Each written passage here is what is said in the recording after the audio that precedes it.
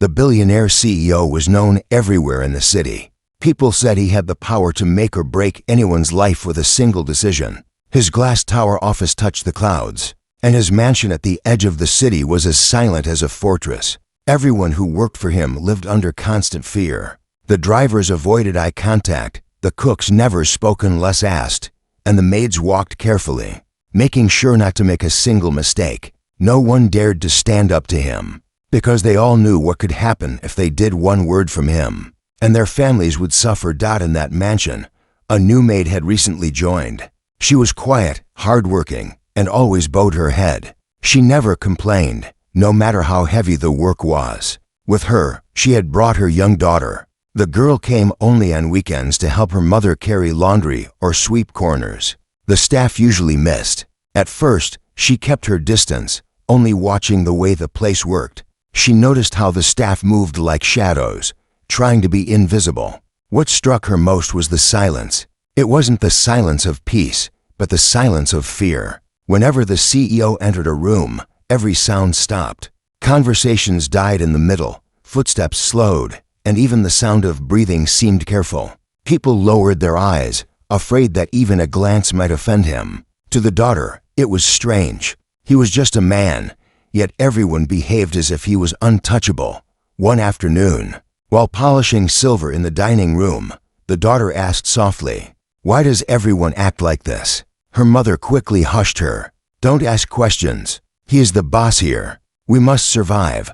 The girl didn't argue, but the thought stayed in her mind. She was young, and perhaps that made her see things more simply: right and wrong, courage and fear. The more she observed, the more restless she became. She saw her mother's tired hands, the weight of long hours, and the way her back bent lower every day, not just from work but from humiliation. Yet her mother never spoke up. Nobody did. The CEO's presence was like a dark cloud, and everyone had learned to live under its shadow. But the daughter, she was different. She felt a spark inside her that refused to be quiet. She didn't know when or how, but a question echoed in her heart: why should fear rule over truth? And in that question, a story of courage was waiting to begin. The second part of the story begins with a sound that echoed through the grand halls, a glass shattering against the floor. It wasn't the first time, but this time it was louder, sharper, as if the walls themselves had been startled. The billionaire CEO stood at the head of the dining table, his face twisted with anger. A single drop of water had spilled onto the polished wood, and for him, that was enough. The maid stood frozen, her hands trembling, her head lowered. She whispered an apology, but her voice was swallowed by the silence that followed his rage. His words were sharp, each one cutting deeper than the broken glass on the floor. He called her careless, useless, and unworthy of serving in his mansion. The other staff bowed their heads lower, pretending not to hear. But every insult landed in their hearts as well. From the far end of the room, the daughter watched.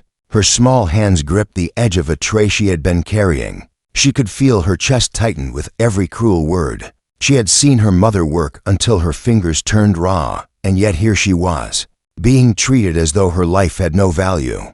The daughter wanted to speak, to defend her, but her mother's warning from before echoed in her mind: stay quiet, or he will destroy us. That night, in their small corner room, the maid sat in silence, folding sheets as if nothing had happened. The daughter sat beside her, unable to hold back her frustration any longer. "Why do you let him talk to you like that?" she whispered fiercely. "He is just a man, not a king. Why does everyone act as if he is untouchable?" Her mother's eyes were tired but calm. "Because we have no choice," she said. "He holds power. If I lose this job, we lose our roof, our food, everything. Silence is how we survive." The daughter lay awake long after her mother had fallen asleep, staring at the dark ceiling. She thought about the broken glass, about her mother's bent shoulders, about the fear that ruled every corner of the mansion. And something inside her began to change. Fear might silence the others, but it only lit a fire inside her. She didn't yet know what she would do, but she knew this much: there would come a moment when silence was no longer an option. The third part of the story begins on a heavy afternoon. The mansion was quiet as always, but the quiet felt heavier, as though everyone inside carried the weight of the previous outburst. The staff moved quickly, careful with every step. The daughter, however, had started to notice more than she ever had before. She saw the way the cooks avoided speaking above a whisper, how the gardeners froze when the CEO passed by, and how even the senior staff looked smaller in his presence. It was late evening when the boiling point came. The maid was setting the table in the grand dining hall. Her hands were steady, though tired, as she placed each plate exactly where it should be. The daughter stood nearby, polishing silver when the CEO entered. His presence was like a sudden storm, cold, sharp, and unsettling. He looked at the table, his eyes narrowing at a detail no one else would have noticed, a single napkin folded slightly. Uneven, he slammed his fist on the table. The sound echoed through the hall. "Is this what I pay you for?" His voice thundered. Before anyone could answer, he grabbed a plate and hurled it against the wall. The crash made everyone flinch, but no one dared to move. The maid bowed her head low, whispering an apology through trembling lips. The daughter could no longer stay still. Her hands shook, but not from fear, from anger. She could feel her heart racing as if it was trying to push her forward. For days, she had been swallowing the words that burned inside her, but now they erupted before she could stop them. Enough. Her voice cut through the silence like a blade. Everyone froze. The staff stared in shock, some gasping quietly, while the maid's eyes widened in fear. The CEO slowly turned his head, disbelief flashing across his face. No one had ever spoken back to him, not even his managers, yet here stood the daughter of a maid. Looking him in the eye, her voice trembled at first, but her words carried strength. "You cannot keep treating her like this. She works harder than anyone in this house, and you act as if she is less than human." The hall remained still, the sound of her words hanging in the air like a challenge. In that moment, the daughter knew something had changed. She could not take back her words, nor did she want to. She had crossed a line that no one else dared to, and though fear pressed down on her, courage lifted her higher. The fourth part of the story opens with the kind of silence that feels alive. After the daughter's words, no one in the room dared to breathe too loudly. The shattered plate still lay on the floor, pieces glittering under the chandelier, but no one moved to clean it.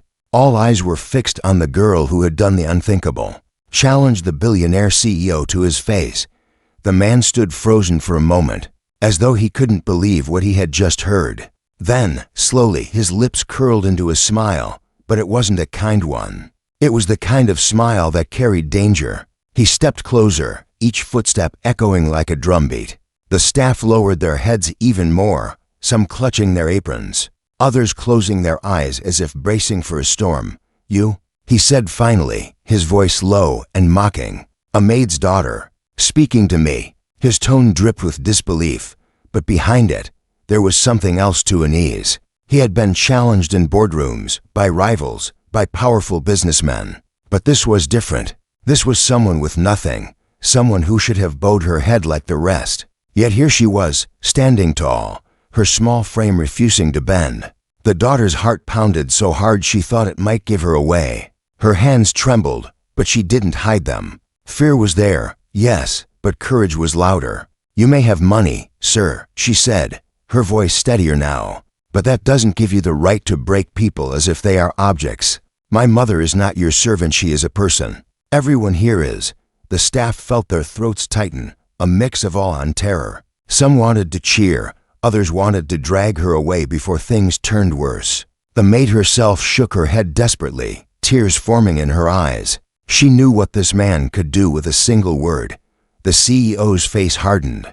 For the first time in a long while, his authority felt questioned in a way he couldn't simply dismiss. He opened his mouth to strike back with words, but found no easy reply. The girl's defiance pierced through his pride, and though he towered above her, the ground didn't feel as steady under his feet. The chandelier lights flickered above them, casting shadows across the hall. The daughter stood firm, her eyes locked on him, her courage turning into something unshakable.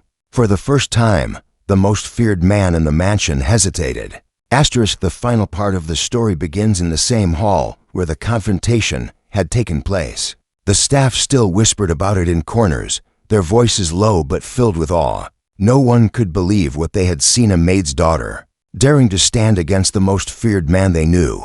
Some were certain the girl and her mother would be thrown out immediately. Others expected far worse. Yet, strangely, nothing happened that night. The CEO had walked away without a word. That silence unsettled everyone more than his usual shouting. For days, he kept to his office, his footsteps in the mansion fewer, his voice no longer booming through the walls. The staff noticed. They carried trays and polished floors with less trembling. It was as if the air had shifted, though no one dared say it out loud. The maid herself remained uneasy. She feared each day would bring the moment he would call them in and end her job. She whispered prayers as she worked, waiting for the storm. But the storm never came. Instead, something unexpected began to happen. At breakfast one morning, the CEO entered the dining room. The staff froze, as usual, but his eyes didn't search for faults. He sat quietly, his fingers tapping the table.